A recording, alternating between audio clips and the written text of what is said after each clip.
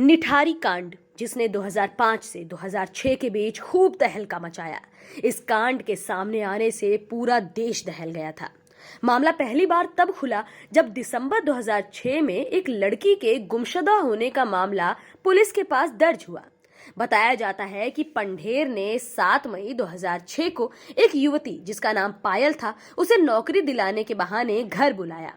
युवती पंढेर की कोठी तक एक रिक्शे से आई थी।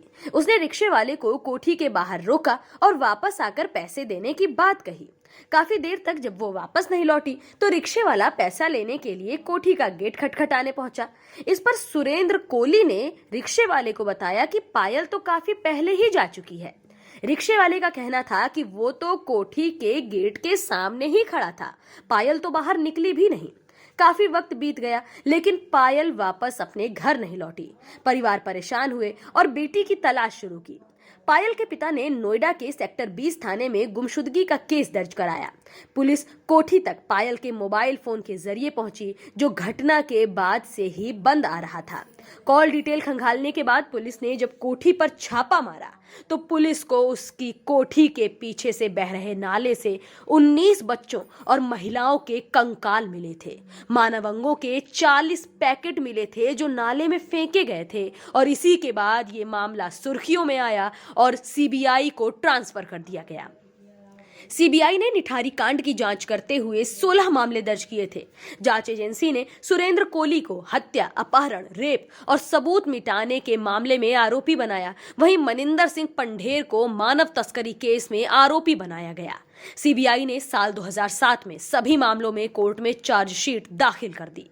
सुरेंद्र कोली जहां उत्तराखंड के अल्मोड़ा का रहने वाला था, वहीं मनिंदर सिंह पंढेर पंजाब का रहने वाला। खबरों के मुताबिक कोली साल 2000 में काम की तलाश में दिल्ली आया था। उसे एक ब्रिगेडियर के घर खाना बनाने का काम मिला। साल 2003 में वो पंढेर के संपर्क में आया और बाद में उसके कहने पर नोएडा के निठारी में मौजूद कोठी पर काम करने लगा। साल 2004 में जब पंढेर का परिवार पंजाब चला गया तो दोनों इस कोठी में अकेले रहने लगे। बताया जाता है कि पंढेर की कोठी पर अक्सर कॉल गर्ल्स भी आया करती थीं, इसलिए वो कोठी के दरवाजे पर नजर रखता था कि कोई जान पहचान का अंदर ना आ जाए। सुरेंद्र कोली धीरे धीरे नेक्रोफिलिया नाम की एक मानसिक बीमारी की चपेट में आ गया और वो बच्चों के लिए भी आकर्षित होने लगा। आरोप है कि कोठी के सामने से गुजरने वाले बच्चों को वो पकड़ लेता और फिर उनका रेप कर उनकी हत्या कर देता। निठारी गांव के लोग तो यहाँ तक कहते थे कि वो बच्चों को मारकर उनके अंग निकाल लेता था और फिर उसकी तस्करी करता था। ये मामला इतने सालों बाद चर्चा में इसलिए आया क्योंकि इस मामले में कोर्ट ने एक नया फैसला सुनाया है। आपको बता दें, इस कांड के 18 साल के बाद इलाहाबाद हाई कोर्ट ने मुख्य आरोपी सुरेंद्र कोली को बरी कर दिया है और दूसरे आरोपी मनिंदर सिंह पंढेर को भी बाइज्जत छोड़ने का आदेश दिया है।